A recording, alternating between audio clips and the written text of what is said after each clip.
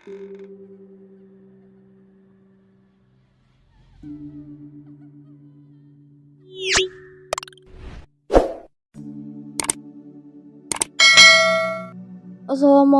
warahmatullahi wabarakatuh. Rahayu Sagung Dumadi. Kembali lagi di channel Babat Nusantara. Pada kesempatan kali ini saya akan menceritakan sebuah kisah asal-usul Banyuwangi. Tidak usah berlama-lama lagi, mari kita masuk ke ceritanya. Asal-usul kota Banyuwangi. Pada zaman dahulu ada seorang raja yang memerintah dengan adil dan bijaksana. Di daerah paling ujung provinsi Jawa Timur, raja memiliki seorang putri yang gagah bernama Raden Banterang. Kegemaran Raden Banterang adalah berburu. Pada suatu hari di pagi hari, Raden Banterang pergi berburu ke hutan. Raden Banterang beserta beberapa abdinya berangkat ke hutan. Setelah memasuki hutan, Raden Banterang berjalan sendirian. Lalu ketika ia melihat seekor kijang melintas di depannya, ia segera mengejar kijang itu hingga masuk jauh ke hutan. Lalu ia terpisah dengan para pengiringnya. "Kemana seekor kijang tadi?" kata Raden Banterang ketika kehilangan jejak buruannya. "Akan ku cari terus sampai dapat," tekadnya. Raden Banterang semakin masuk ke hutan. Dia mengejar kijang tadi. Namun, binatang tersebut tidak ditemukan.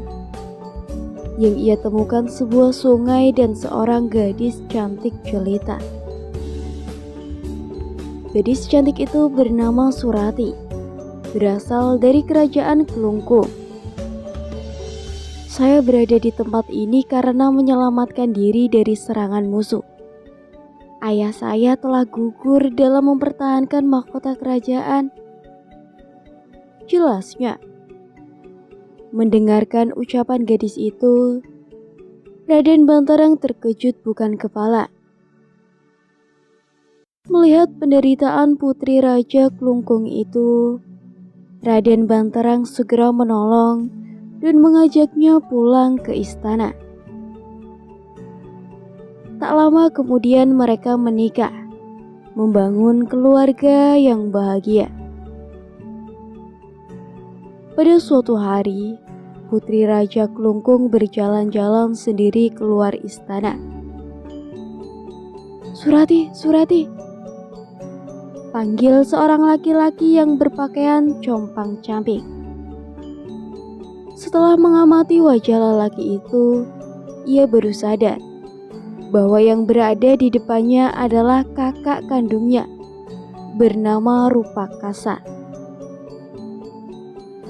Maksud kedatangannya Rupakasa adalah untuk mengajak adiknya untuk membalas dendam. Karena Raden Banterang telah membunuh ayahandanya. Surati menceritakan bahwa ia mau diberi istri Raden Banterang karena telah berhutang budi. Dengan begitu, Surati tidak mau membantu ajakan kakak kandungnya. Rupaksa marah mendengar jawaban adiknya. Namun, ia sempat memberikan sebuah kenangan berupa ikat kepala kepada Surati. "Ikat kepala ini harus kau simpan di bawah tempat tidurmu," pesan Rupakasa. Pertemuan Surati dengan kakak kandungnya tidak diketahui oleh Raden Banterang. Pada suatu hari ketika Raden Banterang sedang berburu di tengah hutan, tiba-tiba sewaktu dia mengejar hewan buruannya, Raden Banterang dihadang oleh seorang laki-laki berpakaian compang-camping. Lelaki tersebut memberitahu Raden Banterang bahwa dia sedang dalam bahaya. Istrinya sedang merencanakan untuk membunuh Raden Banterang. Awalnya Raden Banterang tidak percaya akan kata-kata laki-laki itu. Tetapi sebelum lelaki itu pergi, dia berkata, "Tuan bisa melihat buktinya. Lihatlah, di bawah tempat tidur istri Tuan. Ikat kepala itu ada sebuah ikat kepala. Milik asal-usul kota Banyuwangi, lelaki yang diperintahkan untuk membunuh Tuan," kata seorang laki-laki itu sebelum meninggalkan tempat tersebut. Raden Banterang pun segera pulang ke istana. Setelah tiba di istana, Raden Banterang langsung menuju ke peraduan istrinya. Dicarinya ikat kepala yang telah diceritakan oleh lelaki yang telah ditemuinya di hutan. "Benar," kata lelaki itu. "Ikat kepala ini sebagai bukti kau merencanakan mau membunuhku dengan minta tolong kepada pemilik ikat pinggang ini," tuduh Raden Banterang kepada istrinya. "Begitukah balasanmu padaku?" tandas Raden Banterang. "Jangan asal tuduh. Adinda sama sekali tidak bermaksud membunuh Kakanda, apalagi meminta tolong kepada seorang lelaki," jawab Surati. Namun Raden Banterang tetap pada pendiriannya bahwa istrinya yang pernah ditolong itu akan membahayakan hidupnya. Nah, sebelum nyawanya terancam, Raden Banterang lebih dahulu ingin mencelakakan istrinya. Raden Banterang berniat menenggelamkan istrinya di sebuah sungai. Setelah tiba di sungai, Raden Banterang menceritakan tentang pertemuan dengan seorang lelaki compang-camping ketika berburu di hutan. Sang istri pun menceritakan tentang pertemuan dengan seorang lelaki berpakaian compang-camping seperti yang dijelaskan suaminya.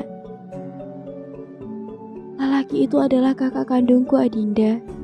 Dialah yang memberi sebuah ikat kepala kepada Adinda," Surati menjelaskan kembali agar Raden Banterang luluh hatinya. Namun Raden Banterang tetap percaya bahwa istrinya akan mencelakakan dirinya. "Kakanda suamiku, bukalah hati dan perasaan Kakanda. Adinda rela mati demi keselamatan Kakanda. Tetapi berilah kesempatan kepada Adinda untuk menceritakan perihal pertemuan Adinda dengan kakak kandung Adinda bernama Rupakasa," ucap Surati mengingatkan. "Kakak Adinda lah yang akan membunuh Kakanda. Adinda diminta bantuan, tetapi Adinda menolak." Mendengar hal tersebut, hati Raden Banterang tidak cair, bahkan menganggap istrinya berbohong. "Kakanda, jika air sungai ini menjadi bening dan harum baunya, berarti Adinda tidak bersalah. Tetapi jika tetap keruh dan bau busuk, berarti Adinda bersalah," seru Surati. Raden Banterang tidak percaya ucapan istrinya tersebut. Maka Raden Banterang segera menghunus keris yang terselip di pinggangnya. Bersamaan itu pula Surati melompat ke tengah sungai lalu menghilang. Tidak berapa lama terjadi sebuah keajaiban. Bau nan harum menerbak di sekitar sungai. Melihat kejadian itu, Raden Banterang berseru dengan suara gemetar, "Istriku tidak berdosa. Air kali ini harum baunya." Betapa menyesalnya Raden Banterang. Ia meratapi kematian istrinya dan menyesali kebodohannya.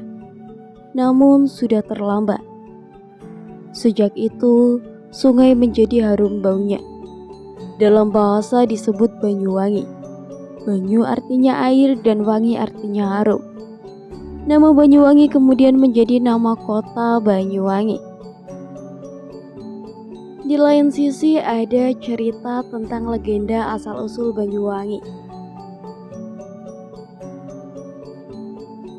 Konon, dahulu kala wilayah ujung timur Pulau Jawa yang alamnya begitu indah ini dipimpin oleh seorang raja yang bernama Prabu Sulakromo. Dalam menjalankan pemerintahannya, ia dibantu oleh seorang patih yang gagah berani, arif, tampan bernama Pati Sidopekso. Istri Pati Sidopekso yang bernama Sri Tanjung sangatlah elok parasnya, halus budi bahasanya, sehingga membuat sang raja tergila-gila padanya. Agar tercapai hasrat sang raja untuk membujuk dan merayu Sri Tanjung, maka muncullah akal liciknya dengan memerintahkan Pati Sidopekso untuk menjalankan tugas yang tidak mungkin bisa dicapai oleh manusia biasa. Maka dengan tegas dan gagah berani tanpa curiga, sang Pati berangkat untuk menjalankan titah sang raja.